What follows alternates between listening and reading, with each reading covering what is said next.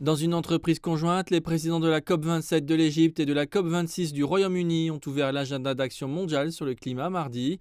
L'agenda de Sharm el-Sheikh pour l'adaptation vise d'ici 2030 à renforcer la résilience de la moitié de la population de la planète vivant dans les communautés les plus vulnérables au climat. Chaque minute qu'on perd, c'est une minute où le problème est plus difficile à régler et où l'injustice est encore plus grande. Si on ne veut pas que notre ordre mondial, si tant est qu'on puisse parler d'un ordre, en tout cas nos organisations, deviennent un énorme désordre mondial, eh bien au contraire on doit accélérer. Selon l'ONU, l'agenda de Sharm el-Sheikh, mené par les Égyptiens, est le premier plan mondial à rallier toutes les parties prenantes derrière des objectifs spécifiques.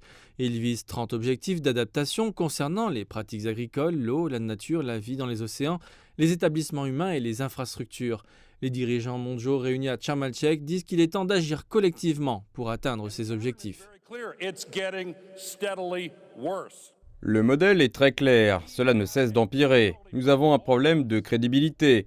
Nous tous, nous parlons et nous avons commencé cela, mais nous ne faisons pas assez. C'est un choix de continuer le modèle de ce comportement destructeur.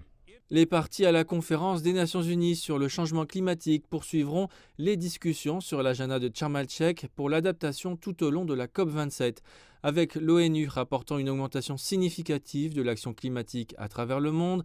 Il y a de l'espoir. L'organisation a enregistré un bond de 78% de l'implication des acteurs de la région Asie-Pacifique et de 67% de l'Afrique.